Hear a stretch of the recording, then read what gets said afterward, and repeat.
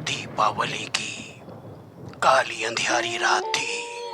साहूकार नंदकिशोर अपनी दुकान में ताला मार रहे थे, क्योंकि आज उन्हें काफी देर हो चुकी थी। वह जल्दी से ही अपने परिवार के पास जाना चाहते थे। वह दुकान में ताला लगा रहे थे, तभी पीछे से उन्हें एक आवाज सुनाई दी। बहुत जल्दी है दुकान बंद करने की, ठहर जा, ठहर जा। साहूकार नंदकिशोर ने जैसे ही पीछे पलट के देखा तो वह चौंक गए। तो दोस्तों, क्या हुआ था ऐसा? साहूकार नंदकिशोर ने जब पीछे पलट के देखा तो उनके पीछे कौन खड़ा था? जानने के लिए कहानी में आगे बढ़ेंगे। आज की कहानी का नाम है जागृत मसान। इससे पहले अगर आपने चैनल को लाइक, शेयर या सब्सक्राइब नहीं किया है तो कर लें। हम अंधविश्वास को बढ़ावा नहीं देते। इन कहानियों को आप सिर्फ मनोरंजन के तौर पर सुने। बच्चे इन कहानियों को ना सुने। तो बढ़ते हैं आज की कहानी की तरफ। आज की कहानी बहुत ही भयानक होने वाली है। जागृत मसान, या कहें जागृत शमशान।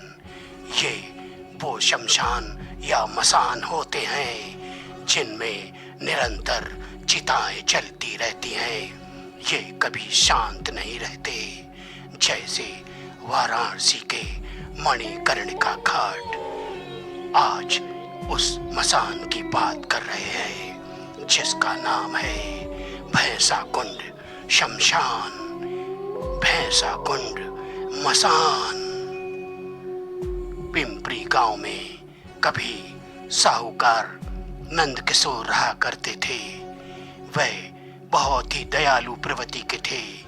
वह अक्सर गरीबों की मदद कर दिया करते थे। वह धनवान तो थे ही, लेकिन उन्हें अपने इस ऊपर जरा भी घमंड नहीं था। कोई भी उनके पास आता तो वह मदद कर दिया करते थे। आज उनकी दुकान पर कुछ देर पहले ही एक गरीब बुढ़िया आई और उसने कहा, साहूकार नंदकिशोर जी, अरे बेटा, घर में अंधेरा पड़ा है। बच्चों ने सुबह से कुछ नहीं खाया। दिवाली का दिन है। यह सोचकर आई थी कि आप कुछ मदद कर दोगे। तो बेटा, आप इस बुढ़िया की कुछ मदद कर दो। मुझे थोड़ा तेल और खाने की कुछ वस्तुएं दे दो। अगर मेरे पास कुछ पैसा आ गया तो मैं तुम्हें वापस कर दूंगी। तभी साहूकार नंदकिशोर ने कहा, अरे अम्मा, इसमें वापस करने की क्या बात है? आप वैसे भी मेरे पास कहती तो मैं आपके घर पे सामान भिजवा दिया होता। आपने क्यों कष्ट किया अम्मा? और तुरंत ही साहूकार ने एक नौकर को बुलाया और एक तेल का डब्बा और खाने पीने का सामान देकर अपनी घोड़ा गाड़ी में बैठाकर उस बूढ़ी को कहा, अम्मा जाओ, और कुछ चीज चाहिए तो चलिए आना। आप मेरी माँ समान हैं। आपकी सेवा करने से मुझे बहुत ही गर्व महसूस होगा। उस बूढ़ी महिला ने साहूकार नंदकिशोर को आशीर्वाद दिया। कहा, बेटा, तुम सचमुच देवता स्वरूप हो। मैंने तुम्हारे बारे में सुना था, लेकिन तुम वैसे ही निकले। कुछ दिनों बाद की बात है। दीपावली की जब रात्रि आई तो साहूकार नंदकिशोर को काफी समय हो चुका था। वह अपनी दुकान बंद कर रहे थे, क्योंकि उन्हें भी अपने घर जाना था, अपने परिवार के साथ दीपावली मनाने के लिए। जैसे ही वह दुकान में ताला लगाने लगे, पीछे से उन्हें आवाज आई, बहुत जल्दी है दुकान बंद करने की, खोल दुकान, मैं आया हूं। जैसे ही उन्होंने पीछे पलट के देखा तो वह डर के थर-थर कांपने लगे। एक लंबा चौड़ा भयानक तांत्रिक जिसके हाथ में एक त्रिशूल था, उन्हें लाल लाल अंगार भरी आंखों से देख रहा था।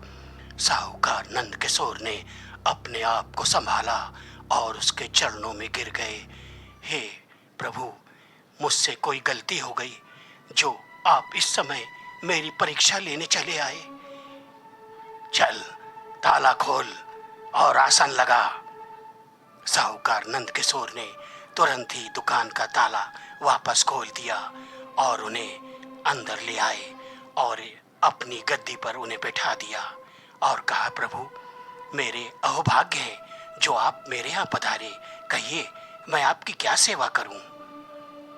मुझे मांस और मदिरा लेकर आ। तभी साहूकार नंद किशोर चौंक गए, क्योंकि वे इन सब चीजों का सेवन नहीं करते थे। ना ही उनके परिवार में कोई भी सदस्य इन सब चीजों का सेवन करता था।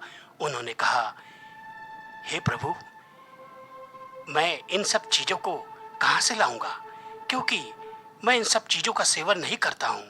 और इस रात्रि में मैं इस गांव में भला कहाँ से इन सब चीजों को लाऊं? तभी तांत्रिक ने कहा, वो सब मैं नहीं जानता, मुझे मांस और मदिरा चाहिए। बोल, लाता है कि नहीं? हे प्रभु, आप ठहरिए, मैं कोशिश करता हूँ। कोशिश नहीं, मुझे ये सब चीजें चाहिए, वरना अंजाम अच्छा नहीं होगा। तांत्रिक तो जैसे अड़ के बैठ गया था, जैसे कि परीक्षा लेने के लिए साक्षात यमराज ही आ गए हों। साहूकार नंद किशोर गांव में जगह जगह भटक रहे थे, लेकिन ये सब चीजें उन्हें नहीं मिली। वैसे भी उस गांव में बहुत कम ही लोग थे जो मांस और मदिरा का सेवन करते थे। साहूकार नंद किशोर निराशा भरे मन से वापस आ गए और कहा, हे प्रभु, इन सब चीजों को मैंने बहुत तलाशा, लेकिन मुझे नहीं मिली। अगर आप कहें तो मैं आपको कुछ रुपया पैसा दे देता हूँ, आप कहीं और से खरीद कर इन सब चीजों को खा पी ले। तभी तांत्रिक भड़क उठा, तूने क्या मुझे भिखारी समझ रखा है?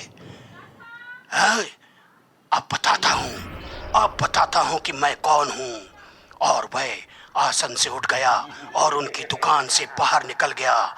वह इस जगह वीरान की तरफ जा रहा था। तांत्रिक ऐसे चल रहा था जैसे कि कोई प्रचंड आफत को इनके ऊपर लेकर आने वाला है। साहूकार नंद किशोर दूर तक उसका पीछा करते रहे, चिल्लाते रहे, हे प्रभु, हे महाराज, मैंने कौन सा अपराध किया? किस गुनाह की मुझे आप सजा दे रहे हैं? मुझे क्षमा कर दीजिए, मुझे क्षमा कर दीजिए। लेकिन वह अदृश्य हो गया। साहूकार नंद किशोर को अब सगुन महसूस हुआ, ये क्या हुआ? आज प्रभु मेरी कौन सी परीक्षा ले रहे हैं? कैसे भी करके उन्हें ढूंढना पड़ेगा। और वह रात भर उस तांत्रिक को जगह जगह तलाशते रहे। अचानक वह पहुंच गए भैंसा कुंड शमशान में। वह एक ऐसा मसान था जो सदा जागृत रहता था। वहां पर तांत्रिक सिद्धियां कर रहे थे। काली सिद्धियों में लिप्त उन लोगों को देखकर साहूकार नंद किशोर मन में घबरा रहे थे। चारों तरफ भयानक आवाजें आ रही थीं, लेकिन उनकी निगाहें उस तांत्रिक को ढूंढ रही थीं। रात भर खोजने के बाद भी वह तांत्रिक उन्हें नहीं मिला।